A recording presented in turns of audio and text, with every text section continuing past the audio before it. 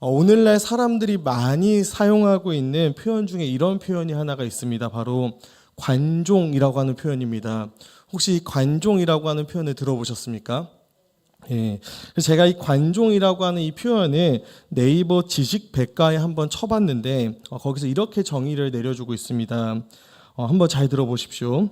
관심을 받고 싶어하는 욕구가 지나치게 높은 병적인 상태를 이르는 신조어다라고 정의를 하는 것입니다.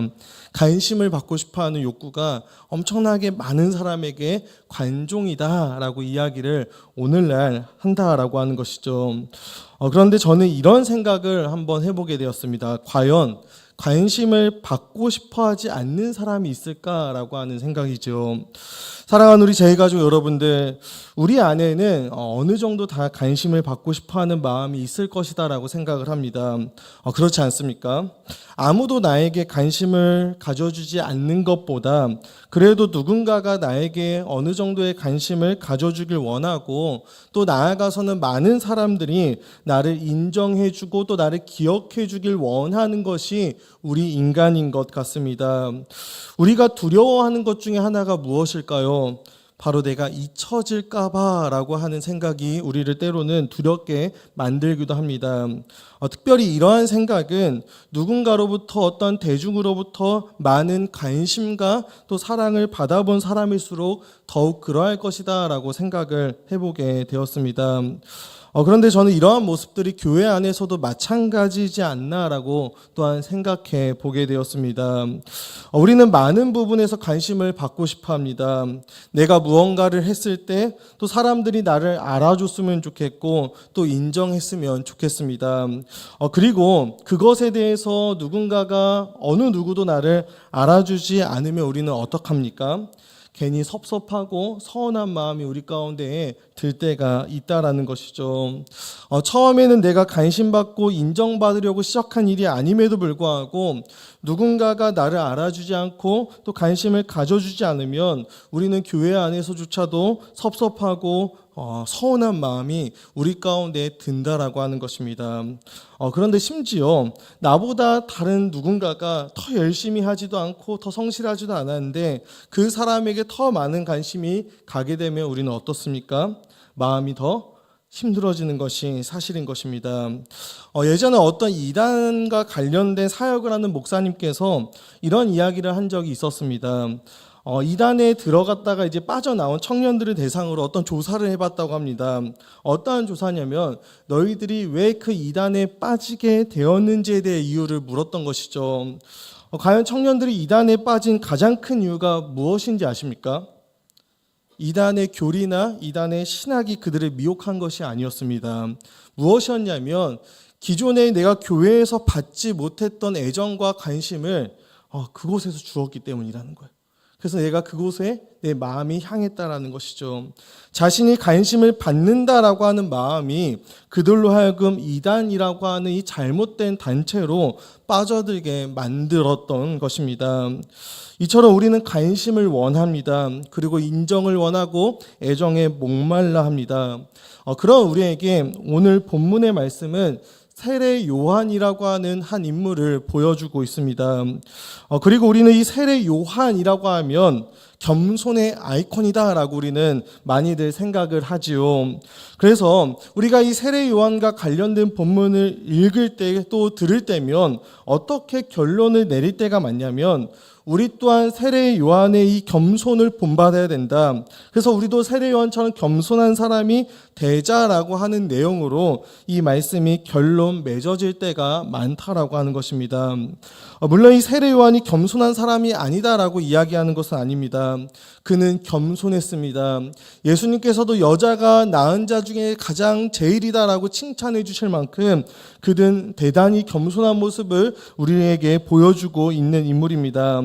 그런데 우리가 오늘은 거기서 조금 더 나아가서 우리도 이 세례 요한이라고 하는 인물이 바라보았던 것을 함께 바라보자라고 하는 것입니다. 그리고 그가 바라보았던 것을 우리가 함께 바라보았을 때 저는 우리 안에서도 이 겸손한 성품이 만들어질 수 있을 것이다 라고 생각을 합니다. 오늘 본문의 이 세례 요한의 이야기를 우리가 더 잘 이해하기 위해서는 당시의 배경을 우리가 알아야 합니다. 지금 이스라엘이 어떠한 시대냐면 지금 이스라엘은 말라기 선지자 이후에 400년 동안 선지자가 나타나지 않았던 시대입니다. 하나님의 말씀이 없었다라는 것이죠. 그런데 그러한 하나님의 말씀이 없고 침묵했던 그 시기에 침묵을 깨고 나타났던 사람이 바로 누구냐라고 했을 때 세례 요한이었던 것입니다. 그런데 그 세례 요한의 모습이 어떻습니까? 낙타의 옷을 입고 있고 메뚜기를 먹고 있는데 꼭 그 모습이 마치 엘리야를 생각나게 했던 것이죠. 그래서 이 구약 성경의 말라기 선지자가 엘리야가 다시 올 것이다 라고 했던 그 말씀을 알았던 사람들은 이 엘리야가 왔구나. 하나님이 드디어 말씀을 하시기 시작했구나. 드디어 400년의 침묵이 깨지고 선지자를 하나님께서 보내시기 시작했구나 라고 사람들은 생각했던 것입니다. 이것은 당시 이스라엘에게 엄청난 사건이고 엄청난 이슈였습니다. 당연히 많은 사람들이 이 당시에 세례 요한에게 집중할 수밖에 없었던 것이지요. 아마 당시 세례 요한은 가장 유명 인사였을 것입니다. 그의 삶뿐만이 아니라 특별히 그가 전했던 이 말씀은 강력했던 것입니다. 사람들이 이 세례 요한의 설교를 듣고 반응을 하기 시작합니다. 그리고 회개를 하고 심지어 변화되기 시작하는 것이죠. 그리고 그 변화된 자들이 세례 요한에게 세례를 받는 것입니다. 이 요한은 당시에 가장 영향력 있는 사람이었고 가장 인기 있었던 사람이었습니다. 이 세례 요한은 그가 마음만 먹으면 더 큰 인기와 더 큰 명성과 명예를 누릴 수 있었던 인물이 바로 이 세례 요한이라고 하는 인물이었던 것이죠. 사람들은 그가 우리가 그토록 기다렸던 선지자일지도 모른다라고 하는 생각을 넘어서서 어쩌면 그가 우리가 그토록 바라고 원하고 기다렸던 그 구약 성경이 말했던 메시아일 수도 있겠다라고까지 당시의 사람들은 생각했던 것입니다. 그리고 세례 요한도 이 사람들이 이런 이야기들을 주고받는다라고 하는 것을 그는 알고 있었던 것이죠. 그리고 이러한 세례 요한에게 이 세례 요한의 유명세 때문에 어느 날 예루살렘에서 어떠한 사람들이 제사장들과 레위인들을 세례 요한에게 보냈던 것입니다. 제사장들과 레위인을 그에게 보냈다라고 할 정도면 아마 그들을 보낸 사람들은 엄청난 권력과 지위가 있었던 사람들이었을 것입니다. 그래서 많은 학자들이 이 산헤드린 공회라고 하는 곳에 속해 있던 바리새파 사람들이 아마 이 제사장들과 레위인들을 이 세례 요한에게 보냈던 사람들일 것이다라고 이야기를 하지요. 그리고 이 제사장들과 레위인들이 세례 요한에게 갔습니다. 그리고 요한에게 이렇게 질문을 하지요. 너는 누구냐? 라고 질문하는 것입니다. 너는 누구냐? 여러분, 이 질문을 받으면 어떻게 대답해야 정상일까요? 예를 들어서 저에 대해서 너는 누구냐? 라고 물어보면 제가 뭐라고 이야기를 해야 될까요? 저는 인천 제2교회에서 사역하고 있는 35세 전유심 목사입니다. 아직 장가는 안 갔고 이렇게 제 자신에 대해서 소개를 하겠죠. 자기 자신에 대해서 내가 누구누구입니다 라고 이야기를 해야 정상인 질문입니다. 너는 누구냐? 그런데 이 요한은 자신이 누구입니다 라고 말하지 않고 대뜸 이렇게 이야기를 하는 것입니다. 나는 그리스도가 아닙니다. 그리스도를 구약의 표현으로 하면 무엇이죠? 메시아이시죠. 지금 세례 요한은 나는 너희들이 기다린 메시아가 아니다. 그리스도가 아니다. 라고 지금 이야기를 하고 있는 것입니다. 사람들은 이 요한을 어쩌면 메시아일 수도 있구나, 어쩌면 그가 그리스도일 수도 있겠구나 라고 생각을 해왔고 요한도 그것을 알고 있었다라고 이야기를 했습니다. 그리고 사람들이 그를 향해서 엘리야가 아닌가 혹은 선지자가 아닌가 메시아가 아닌가 라고 이야기했을 때 사실 세례 요한이 긍정하지도 않고 꼭 굳이 내가 아니다라고 부정하지도 않는다면 그렇게 큰 문제가 되지도 않을 것입니다. 그리고 지금 누리고 있었던 그의 명성과 인기와 명예도 계속해서 뭐 할 수 있을까요? 누리면서 살아갈 수 있었을 거예요. 하지만 요한은 드러내어 지금 말한다라고 오늘 본문은 이야기합니다. 그가 이 사실에 대해서 드러내어서 숨기지 않고 지금 말하고 있습니다. 나는 그리스도가 아닙니다. 아주 분명하게 말하고 있다라는 거예요. 아무리 요한을 지금 좋아하고 따르는 사람이라고 할지라도 그러한 사람들이 혹 이 요한이 메시아가 아닌가, 그리스도가 아닌가라고 생각조차 하지 못하도록 지금 요한이 아주 명확하게 이야기하고 있다는 것입니다. 나는 절대로 그 메시아, 그 그리스도가 아닙니다. 지금 그는 추호의 여지도 주고 있지 않는 것입니다. 그러자 이번엔 사람들이 이렇게 질문합니다. 그럼 당신이 엘리야입니까? 라고 질문하죠. 그런데 이 질문에 대해서도 세례 요한은 아무런 고민 없이 바로 대답합니다. 이르되 나는 아니니라. 사실 마태복음 또 마가복음 누가복음이라고 하는 이 공간복음서를 보면 예수님께서도 이 세례 요한을 약속된 메시아로 인정하시는 내용이 있습니다. 마태복음 11장 14절에 이렇게 이야기하십니다. 만일 너희가 즐겨 받을진대 오리라 한 엘리야가 곧 이 사람이니라 라고 세례 요한을 가리켜서 예수님께서 말씀하고 있는 것이죠.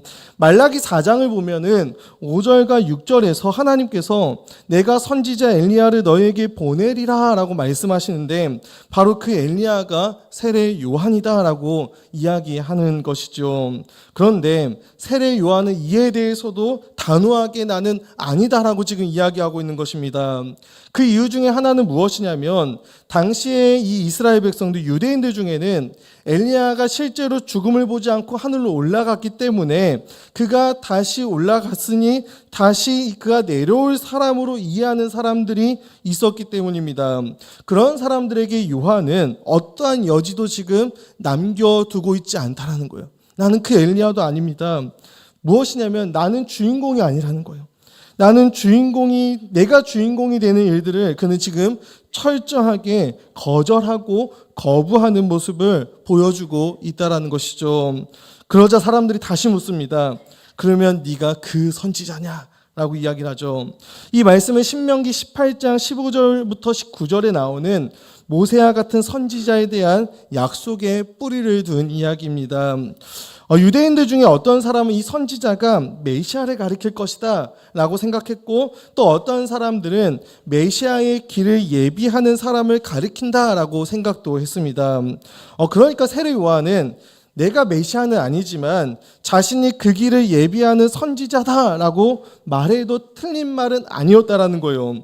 그런데 이 요한은 이 질문 앞에서도 아주 단호하게 나는 아닙니다 라고 지금 대답한다라는 것이죠. 나는 그리스도도 아니고 나는 엘리야도 아니고 나는 그 선지자도 아닙니다 라고 지금 이야기한다라는 거예요. 다르게 말하면 무슨 말을 지금 하고 싶은 것일까요? 나는 절대로 주인공이 아닙니다. 나는 절대로 주인공이 아닙니다. 나는 이 이야기에서 절대로 내가 주인공이 될 수가 없습니다. 즉 자신은 결코 메시아가 아니다라고 하는 추호의 여지도 그는 지금 주고 있지 않다라는 것입니다. 그러자 이들이 이렇게 또 다시 질문합니다. 그럼 당신이 왜 세례를 지금 주고 있습니까? 왜 당신이 메시아도 아니고 엘리야도 아니고 선지자도 아닌데 왜 당신이 세례를 지금 줍니까? 라고 질문하지요. 그리고 그때 세례 요한은 자기가 주는 이 세례는 오실 그분, 그 메시아, 주인공이신 그 그리스도를 준비하기 위해서 그분을 위해서 내가 준비하는 것이다 라고만 지금 대답하고 있습니다. 이 말 역시도 무엇을 강조하기 위함일까요? 우리가 이 말을 오해하면 안 됩니다. 비록 나는 메시아는 아니지만 그 길을 준비하고 예비하는 아주 중요한 역할을 맡은 사람입니다 라고 이 말을 우리는 오해하면 안 된다는 거예요. 이 말 또한 무엇이냐면 나는 절대로 메시아도 아니고 그리고 나는 절대로 주인공도 아닙니다 라고 하는 말을 그가 강조하기 위해서 한 말이 되는 것이죠. 그래서 무엇을 또 이야기하냐면 나는 그분의 모도 풀기에 감당하지 못하겠다. 신발 끈을 풀기도 감당할 수 없는 사람입니다 라고 부연 설명하는 것이죠.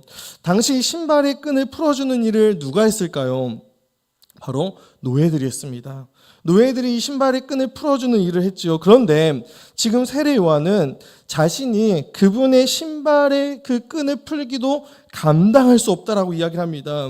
그분의 노예조차 되기에 나는 부족한 사람입니다 라고 지금 자기 자신에 대해서 이야기하고 있다라는 것입니다. 사랑하는 우리 제2가족 여러분들, 그렇다면 우리가 여기서 함께 한 가지 질문을 해봤으면 좋겠습니다. 어떻게 이 세례 요한이 이렇게 겸손한 모습을 보일 수 있었을까라고 하는 질문을 우리는 던져 보아야 하겠죠. 그에게 겸손함이라는 재능이 있었을까요? 이 겸손함이라고 하는 탁월한 기질이 그에게 있었던 것일까요? 아니면 그가 겸손해지려고 노력했기 때문에 그 노력이 그로 하여금 겸손하게 만들어 갔던 것일까요? 아니겠죠. 아니면 실제로 그가 겸손하지 않은데 겸손한 척을 했던 것일까요? 이건 더욱더 아니겠죠. 저는 그래서 오늘 이 시간에 이 세례 요한이 그렇게 고백할 수 있었던 이유에 대해서 우리가 함께 두 가지 내용을 나누려고 하는 것입니다. 첫 번째는 이 세례 요한은 자신의 역할이 무엇인지를 정확하게 알았던 것입니다. 자신의 역할, 자신의 지위, 자신의 자리, 이것을 그는 정확하게 알았던 사람이었습니다. 제사장들과 레위인들이 세례 요한에게 우리를 보낸 그들에게 네가 누구인지 우리가 대답을 해야 되는데 그 네가 누구인지에 대해서 대답할 수 있게 너에 대해서 좀 이야기해줘 라고 이야기를 하니까 그때 세례 요한이 이렇게 대답을 합니다. 우리 23절 말씀을 함께 다시 한번 읽어보겠습니다. 시작. 이르되 나는 선지자 이사야의 말과 같이 주의 길을 곧게 하라고 강야에서 외치는 자의 소리로다 하니라. 지금 세례 요한은 자신을 무엇이라고 소개를 하지요? 소리다라고 이야기합니다. 나는 소리입니다. 소리는 무엇입니까? 내용이 아니에요. 내용을 담아내는 수단일 뿐입니다. 무엇이 중요할까요? 그럼 소리가 중요한 게 아니라 소리가 담아내는 내용이 중요하다라는 것이죠. 심지어 소리는 금방 어떻게 될까요? 사라집니다. 내용을 전해주고 나서 소리는 없어진다라는 거예요. 지금 세례 요한은 자신의 이 역할이 무엇이냐면 그 내용을 담아내는 소리가 내 역할이다 라고 하는 자기의 역할에 대한 인지가 바로 되었다라는 것이죠. 그분을 드러내고 그 예수 그리스도 메시아를 내가 나타내고 그분을 이야기하고 나서 사라지는 것, 그것이 나의 역할임을 그가 정확하게 지금 알고 있었다라는 것입니다. 자신의 위치를 알았던 또 다른 인물이 있습니다. 우리가 잘 아는 사도 바울 선생님이죠. 이 사도 바울 선생님이 고린도서 4장 7절에서 이렇게 이야기를 합니다. 이렇게 고백을 합니다. 제가 읽도록 하겠습니다. 고린도서 4장 7절입니다. 우리가 이 보배를 질그릇에 가졌으니 이는 심히 큰 능력은 하나님께 있고 우리에게 있지 아니함을 알게 하려 함이라 라고 이야기를 합니다. 바울은 말하지요. 나는 이 보배이신 그리스도를 담아내는 수단에 불과합니다. 나는 질그릇에 불과합니다.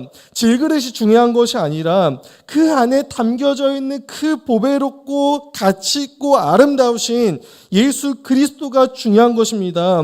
왜냐하면 그 능력, 이 심히 큰 능력은 우리에게 있는 것이 아니라 하나님께 있기 때문입니다 라고 지금 그가 말하고 있다는 거예요. 나의 역할은, 지금 자신의 역할은 그저 이 보배이신 그리스도를 담아내는 것. 그래서 질그릇인 내가 쨍그랑하고 딱 깨졌을 때 나는 깨져서 사라지고 그 안에서 그리스도만 남게 되는 것. 그것이 내 역할입니다. 그것이 나의 자리이고 나의 지위입니다 라고 지금 바울이 이야기하고 있다는 것입니다. 사랑하는 우리 제2가족 여러분들, 우리의 위치도 저는 마찬가지라고 생각을 합니다. 우리의 역할, 또 우리의 위치, 우리의 자리를 우리는 잘 알아야 합니다. 그렇다면 우리의 역할은 무엇일까요? 우리의 역할도 소리입니다. 우리의 역할도 질그릇입니다. 우리가 드러나는 것이 아닙니다. 내용이신 그리스도가 드러나야 하는 것이고 이 보배이신 주님이 나타나야 하는 것입니다. 그분이 드러난다면, 그분이 나타난다면 우리는 사라져도 괜찮다라는 거예요. 소리처럼 이 내용만 전하고 사라져도 우리는 괜찮다라는 것이죠. 질그릇처럼 우리가 쨍그랑 깨지면서 그 보배이신 그 예수 그리스도 그분을 보여줄 수만 있다면 우리는 그렇게 깨지면서 사라져도 괜찮은 역할이 바로 우리의 역할이다라는 것입니다. 그가 흥하시고 그가 흥하시기만 한다면 우리는 쇠하여져도 괜찮은 것, 그것이 우리의 역할이다라고 하는 것이죠. 교회에서 우리가 행하는 우리의 모든 봉사와 우리의 헌신과 섬김도 그런 것 아니겠습니까? 우리가 왜 섬기고 왜 헌신하고 왜 봉사합니까? 내용이신 그 예수 그리스도를 담아내기 위해서 우리가 하는 것 아니냐라는 거예요. 보배이신 그분을 드러내기 위해서 우리가 해야 하지 않겠냐라는 것이죠. 오늘 이 시간에 제가 설교를 왜 할까요? 제가 왜 말씀을 전할까요? 내용이신 그분을 담아내기 위해서 한다는 것입니다. 보배이신 그분이 드러나게 하기 위해서 말씀을 전하는 것이죠. 여러분들이 교회 안에서 행하는 모든 섬김과 모든 헌신과 모든 봉사와 모든 수고도 마찬가지입니다. 소리처럼 우리는 없어져도 괜찮습니다. 그분만 드러난다면 우리는 괜찮다라는 거예요. 왜요? 그것이 원래 우리의 역할이기 때문인 것이죠. 그런데 자꾸만 우리의 역할과 우리의 위치와 우리의 자리를 까먹으면 어떻게 될까요? 괜히 섭섭해지는 거예요. 그리고 누군가 나를 알아주지 않고 기억해주지 않으면 서운해집니다. 우리의 역할과 우리의 위치를 까먹고 자꾸만 내가 주인공이 되잖아요. 그럼 내가 자꾸만 드러나고 내가 자꾸만 인정받고 그 자리에 가게 되면 누군가가 나를 알아주지 않을 때 우리의 마음이 많이 다친다라는 것이죠. 그럴 경우 가장 비참한 것이 무엇인지 아십니까? 내 삶을 통해서 보배이신 예수님이 드러나지가 않습니다. 내가 드러나기 때문이죠. 아무리 열심히 수고하고 아무리 열심히 봉사하고 아무리 열심히 교회를 위해서 헌신해도 내가 드러난다면 주님을 나타내지 못하는 인생이 되는 것입니다. 내 삶을 통해 주님이 보이지가 않는 거예요. 이것이 우리에게 어쩌면 가장 비참한 일이 된다는 것이죠. 사랑하는 우리 저희 가족 여러분들, 우리의 역할을 기억하시기 바랍니다. 우리의 역할에 충실하시기 바랍니다. 우리가 사라지고 없어지더라도 우리의 삶을 통해 주님이 드러나고 나타난다면 우리는 그것으로 우리의 역할에 충실했음을 잊지 않으시기를 주님의 이름으로 축복합니다. 두 번째로 세례 요한이 그토록 겸손할 수 있었던 이유가 있습니다. 그는 그리스도가 어떤 분이신지를 정확하게 알았으며 그 그리스도를 철저하게 바라보았던 사람이기 때문입니다. 31절과 33절을 보십시오. 요한이 계속해서 반복해서 이런 말을 했습니다. 나도 그를 알지 못하였으나 그런데 요한이 이야기하기를 하나님이 나에게 알려주신 게 있는데 내가 세례를 베풀 때 성령이 내려서 머무는 것을 보면 그가 그리스도 메시아인 줄을 알라라고 말씀해 주신 것이죠. 그리고 세례 요한은 예수님에게 세례를 줄 때 성령이 비둘기같이 임하고 머무는 것을 본 것입니다. 요한은 성령이 비둘기처럼 예수님 위에 머무는 것을 분명히 보았습니다. 그리고 그 계시를 통해 그는 알게 되었죠. 예수께서 그리스도이심을, 나는 물로 세례를 베풀지만 그분은 성령으로 세례를 베푸실 분이심을 그가 깨닫게 된 것입니다. 그 계시를 통해, 그 계시의 말씀을 통해 요한은 그분이 세상 죄를 지고 가시는 하나님의 어린 양이심을 알게 된 것이죠. 그가 진정 우리의 그리스도이심을, 메시아이심을 그가 알게 된 것입니다. 또한 그 계시를 통해 요한은 그가 하나님의 아들이심을 알게 되었습니다. 34절을 보십시오. 내가 보고 그가 하나님의 아들이심을 증언하였노라. 하나님께서 그가 알지 못했던 것을 보여주신 것이 무엇입니까? 계시입니다. 계시를 통해서 그로 하여금 그리스도를 알게 하시고 그가 메시아이심을 알게 하셨습니다. 우리가 계시라고 하는 것을 이야기할 때 늘 함께 생각하고 함께 이야기해야 될 것이 있습니다. 무엇일까요? 은혜라는 거예요. 은혜. 왜요? 계시라고 하는 것 자체가 우리로서는 내가 스스로 알 수 없는 그것을 하나님께서 우리에게 드러내 보여주셨기 때문에 우리는 계시를 이야기할 때 늘 함께 은혜를 생각해야 된다는 거예요. 세례 요한은 그 은혜를 받았습니다. 그 은혜를 경험한 것이죠. 그래서 그는 예수가 그리스도이시고 메시아이심을, 하나님의 아들이심을 그 은혜로 말미암아, 그 계시로 말미암아 알게 되었습니다. 세상 죄를 지고 가는 하나님의 어린 양이심을 그가 알게 된 것입니다. 그 그리스도를 알자 그는 이제 삶의 모든 초점이 누구에게 맞춰지게 된 것일까요? 그리스도에게 맞춰지는 거예요. 이제 그분을 바라봅니다. 삶의 모든 것의 중심이 그분을 드러내고자 하는 삶이 되는 것입니다. 요한복음의 기록의 목적이 무엇이었죠? 요한복음 20장 31절을 보면 이 기록의 목적에 대해서 이렇게 이야기합니다. 오직 이것을 기록하면 너희로 하여금 예수께서 하나님의 아들 그리스도이심을 믿게 하려 하며 또 너희로 믿고 그 이름을 힘입어 생명을 얻게 하려 한다 라고 하는 것이 요한복음을 기록한 목적입니다. 그는 지금 예수께서 하나님의 아들이심을, 그가 그리스도이심을 알게 되었고 믿게 되었습니다. 그리고 이제 그의 인생은 그분을 바라보며 그분을 나타내는 일에 초점이 맞춰지게 되지요. 왜요? 그 이름으로 힘입어 그가 생명을 얻었음을 알게 되었기 때문입니다. 그래서 그 이름만 의지합니다. 그 이름만 드러내게 되는 것입니다. 그 아름다우신 주님을 그가 진정으로 알고 그분을 보았기 때문이지요. 사랑하는 우리 성도 여러분, 그렇다면 우리도 이 세례 요한처럼 과연 될 수 있을까요? 관심에 목마르고 관심을 원하며 인정받고 싶어하는 우리가 과연 이 세례 요한처럼 우리가 그렇게 될 수 있겠냐라고 하는 이야기죠.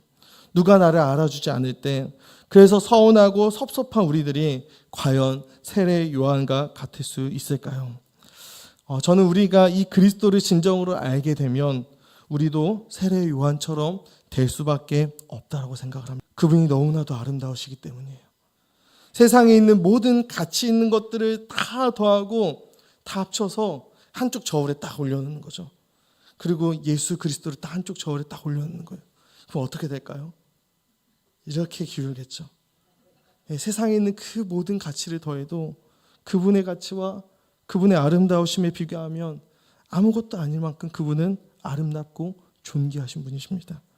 그 아름답고 존귀하신 예수님께서 세상 죄를 지고 가는, 우리의 죄를 지고 가는 하나님의 어린 양이심을 우리가 알 때, 그분이 하나님의 아들이심, 즉 그분이 곧 성자 하나님이심을 우리가 알 때 우리의 삶은요, 그 아름답고 영광스러운 그리스도에게 사로잡힐 수밖에 없습니다. 그분만을 바라보게 되는 것이죠. 세상에 그 무엇도 그분과 바꿀 수 있는 가치 있는 것이 단 하나도 없다라고 하는 사실을 우리가 알게 되는 것입니다. 그러면 우리 어떻게 되는 줄 아십니까? 막 그분을 자랑하고 싶어요. 막 그분을 나타내고 싶은 거예요. 그분을 드러내고 싶은 것이죠. 그것을 위해서 나는 소리가 되어도, 그래서 사라져도 괜찮고 질그릇이 되어 깨져서 사라져도 괜찮다라는 거예요. 그래서 그 아름다운 우리 예수님이 드러난다면 우리는 괜찮아진다라는 것이죠. 그리고 세상에 그 누구도 그 무엇도 알아주지 않는다 할지라도 그 아름다우신 우리 주님이 나를 알아주면 우리는 그것으로 충분하다라는 거예요. 주 예수보다 더 귀한 것은 없네. 이 고백이 우리의 고백이 된다는 것이죠. 그분을 알고 그분을 바라볼 때. 사랑하는 우리 제일가족 여러분들, 제가 운동을 참 좋아합니다. 그중에 제가 어떤 운동을 참 좋아할까요? 축구를 좋아해요. 예. 제 축구를 정말 좋아해서 지난 주일날에도 막 이렇게 교회 청년들과 또 집사님들과 축구도 하고 했는데 제가 한 골을 넣었습니다. 아무튼 이렇게 자랑하지 말라고 설교해놓고 아무튼 이 축구에도 여러 포지션이 있죠. 공격수가 있고 수비수가 있고 또 미들필더가 있습니다. 그렇다면 과연 저는 어떤 포지션일까요? 네, 저는 사실 미들필더입니다. 네. 사실 미들필더를 하다 보면은 공격수만큼 골을 넣을 수 있는 기회가 많지가 않아요. 그런데 미드필더가 하는 역할 중에 중요한 역할이 있는데 무엇이냐면 많이 뛰어다니는 거예요. 많이 뛰어다니고, 그리고 많이 뛰고 내가 공을 잡을 때 내가 막 공격을 해서 골을 넣는 것이 아니라 누구에게 주죠? 그거를 공격수에게 줘요. 그러면 그 공격수가 그 공을 받아서 어떻게 하죠? 골을 넣어요. 공격수 딱 골을 넣으면 사람들이 누구만 기억할까요? 공격수만 기억합니다. 공격수만 알아줘요. 여러분 2018년도 러시아 월드컵 때 우리가 독일을 이겼죠. 그때 마지막에 손흥민이 골을 넣었죠. 그 손흥민이 골을 넣었다라는 거 우리가 다 기억해요. 근데 그때 그 패스를 해준 선수가 주세종 선수다라고 하는 것은 우리가 아마 아는 사람이 거의 없을 겁니다. 그런데 여러분 제가 축구를 하면서 이 미드필더를 할 때 가장 뿌듯할 때가 언제인지 아십니까? 제가 딱 이렇게 패스를 주고 이 패스를 받고 골을 넣은 공격수가 골을 넣고 나서 저에게 달려와서 저의 도움을 알아줄 때예요. 그럴 때 있잖아요. 다른 사람 다 몰라도 괜찮아요. 근데 그 사람이 알아주면 내가 그걸로 충분하고 만족할 수 있다는 것이죠. 저는 우리의 모습이 마치 이와 같아야 된다고 생각을 합니다. 주님을 위해서, 주님의 몸된 교회를 위해서 우리가 애씁니다. 수고하고 헌신합니다. 많이 뛰어다닙니다. 그리고 그분의 영광을 받으시기 위해, 그분의 이름을 나타내기 위해, 그분의 복음이 증거되기 위해 내가 최선을 다해서 나의 시간을 쓰고 물질과 열정과 젊음을 들였습니다. 그런데 아무도 알아주지 않는데 그때 우리 주님께서 우리에게 막 찾아오시는 거예요. 그래서 잘했다, 착하고 충성된 종아, 고생 많았어 라고 해주면 우리는 그걸로 충분하고 그걸로 만족한다라는 것이죠. 그것이 우리의 인생이고 우리의 신앙이 그래야 되지 않겠냐라는 것입니다. 예수님만 알아주면 저는 괜찮아요. 예수님만 알아주면 저는 충분해요. 주님을 위해 나는 새하여지길 원합니다. 그럼 이것이 우리의 고백이 되어지길 소망합니다. 마지막으로 한 가지 이야기만 더 나누고 말씀을 마치도록 하겠습니다. 어떤 목사님이 청년 사역을 하실 때 청년들에게 이런 질문을 많이 받았다고 해요. 목사님, 어떤 목사가 되고 싶고 또 어떤 목사로 기억에 남고 싶습니까? 그래서 그 목사님이 이런 대답을 들을 때마다 어떻게 대답했냐면, 나는 하나님을 사랑하고 또 영혼들을 사랑하고 또 하나님께서 나에게 맡겨주신 그 영혼들을 하나님 앞으로 잘 인도할 수 있는 그런 목사가 되고 싶고 또 그런 목사로 기억되길 원해라고 이야기를 했다고 해요. 그리고 종종 그런 질문을 받을 때면 매번 그 똑같은 대답을 이야기했다고 합니다. 참 멋진 대답이죠. 하나님을 사랑하고 영혼들을 사랑하고 맡겨진 영혼들을 하나님께 잘 인도하는 그런 목사로 기억되고 싶다. 그런데 어느 날 이 목사님이 친한 동생 목사님을 만난 거예요. 그래서 갑자기 이 똑같은 질문을 한 거죠. 누구누구 목사야, 너는 어떤 목사로 기억되길 원하니? 그런데 그 목사님께서 동생 목사님의 이야기를 듣고 충격을 받았다고 합니다. 무엇이라고 대답했길래 충격을 받았을까요? 이렇게 대답했다고 해요. 형님, 저는 제가 기억되고 싶지 않습니다. 예수님만 남았으면 좋겠어요. 제가 이 이야기를 들으면서 또 이 설교를 준비하면서 이런 마음과 이런 생각이 들었습니다. 제가 지금 이렇게 올해로 인천제일교회 고등부를 3년째 섬기고 있습니다. 세월이 지나고 시간이 흘러서 우리 고등부 학생들 아이들이 저의 나이가 되거나 혹은 우리 성도님들의 나이가 되었을 때 자신들의 고등학교 시절, 그 교회 학교 시절, 주일학교 시절을 생각했을 때 그때 우리 고등부 목사님이 누구였는데 참 좋았지. 그 목사님 참 훌륭했지. 이런 생각이 안 나도 괜찮겠다라는 생각이 들더라고요. 내가 어떤 사람인지 기억에 안 남아도 괜찮겠구나라는 생각이 드는 거예요. 대신에 그때 들었던 말씀, 그때 들었던 예수님에 대한 이야기, 또 내가 그때 만났던 예수님만 우리 아이들에게 남으면 되겠구나라는 생각이 들었습니다. 그리고 정말 그렇게 되기를 진심으로 소망합니다. 아름다우신 우리 주님, 그 하나님의 아들이신 우리 예수님, 세상 죄를 지고 가는 하나님의 어린 양이신 우리 예수님만 남으면 우리는 소리처럼 질그릇처럼 깨져도 괜찮은 것이죠. 왜요? 그것이 우리의 역할이고 우리의 자랑이고 우리의 명예이기 때문입니다. 사랑하는 우리 제일가족 성도 여러분, 우리의 교회에서 우리가 섬기는 모든 섬김의 자리에서 이 동일한 고백이 우리의 고백이 될 수 있기를 소망합니다. 저는 제가 기억되고 싶지 않습니다. 예수님만 기억될 수 있게, 예수님만 남을 수 있게, 이 고백이 오늘 예배하는 우리 모두의 고백이 되기를 주님의 이름으로 축복합니다.